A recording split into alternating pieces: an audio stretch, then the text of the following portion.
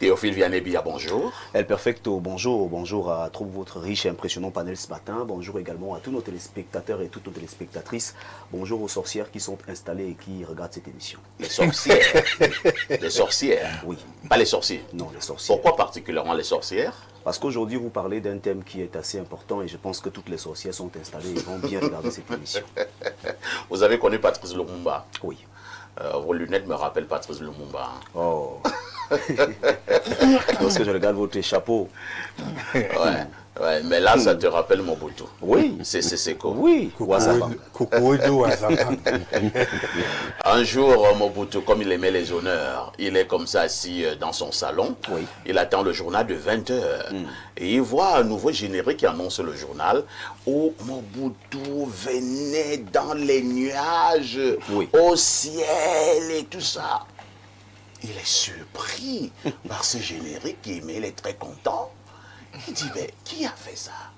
On lui dit, non, c'est un technicien de la télévision. Il dit, il faut le faire venir. Oui. Le lendemain, le technicien est venu voir le président Mobutu. Il dit, ben, voilà un Congolais qui comprend qui je suis. Je ne suis pas un homme ordinaire. Je viens de loin. C'est ça. Tu as compris. Oui. Je vous verrai. Et il avait vu le technicien. Je pense que demain, le technicien, lorsque vous serez là pour la dernière de la semaine, le technicien vous surprendra certainement avec un nouveau générique.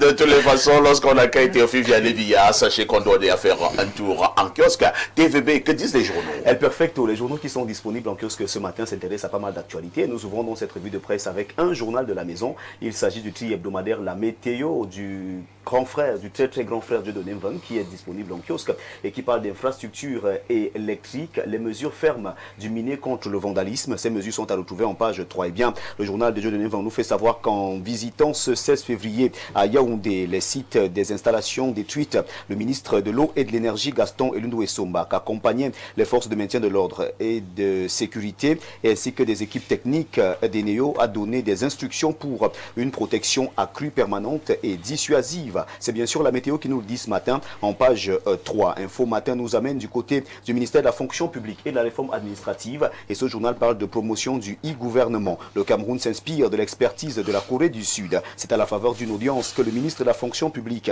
et de la réforme administrative, Joseph Lé, a ce 18 février 2026 à Yaoundé accordé au nouveau représentant résident de l'agence coréenne de coopération internationale au Cameroun, Kim Yuk-yum. Retour donc sur cette audience, c'est avec Info Matin, numéro 1971 de ce jeudi 19 février 2026, en page 3.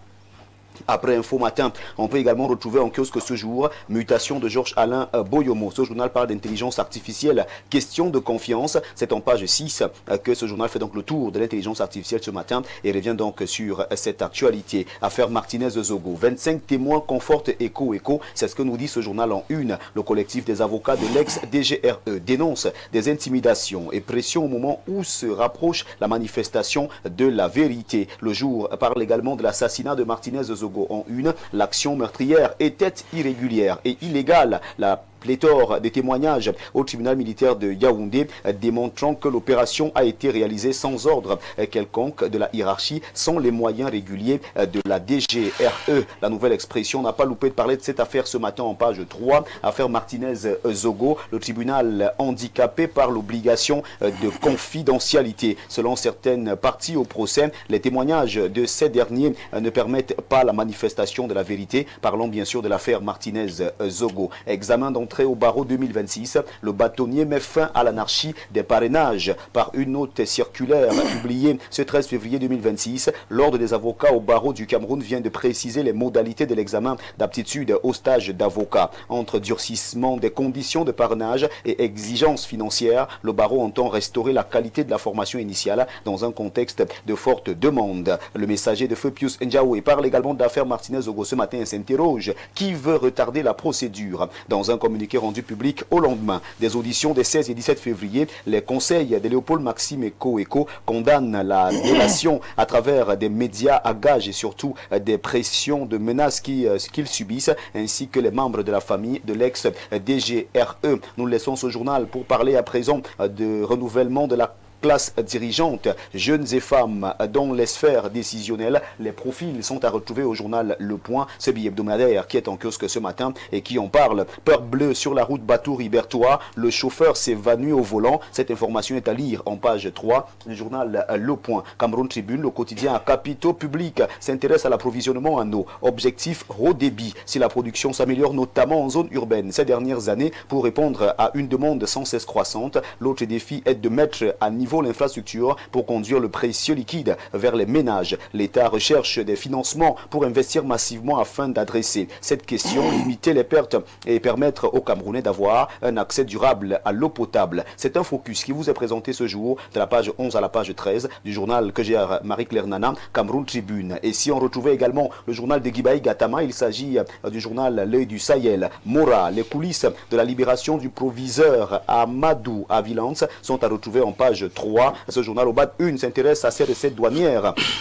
586,2 millions francs CFA mobilisés en janvier 2026 dans l'extrême nord. C'est bien sûr le Sahel qui nous le dit en page 10. Panorama News parle des femmes et sciences. Le plaidoyer fort d'Armand Claude Abanda pour l'inclusion numérique. À l'occasion de la célébration de la Journée internationale des femmes et des filles de sciences, le siège de l'UNESCO à Paris a abrité le 11 février dernier une réflexion de haut niveau. On nous fait donc savoir que parmi les intervenants de marque, le Cameroun était représenté par Armand Claude Abanda, titulaire de la chaire UNESCO d'Afrique centrale et représentant résident de l'IA et Cameroun. Le projet MIGEF a occupé une place de choix dans son intervention, d'après ce que nous dit Panorama News en page 3. Tragédie familiale, Info Lumineuse en parle ce matin. Vigilance collective et recours aux structures. Le MINFROF appelle à prévenir de nouveaux drames. À la suite du drame survenu il y a quelques jours à Nkolbisson, dans le 7e arrondissement de Yaoundé, où une mère a ôté la vie à ses 3 enfants avant de se suicider, la ministre de la Promotion de la Femme et de la Famille, Marie-Thérèse Abenondo, avait aussitôt rendu public un communiqué exprimant sa profonde consternation, condamnant des actes ignobles, attentatoires à la vie et aux droits fondamentaux de l'enfant et réaffirmant l'engagement de l'État en faveur de la protection de l'enfance. C'est bien sûr Info Lumineuse qui nous le dit ce matin en page 2. Vigilance maximale, tempête et poussière saharienne, transport, agriculture et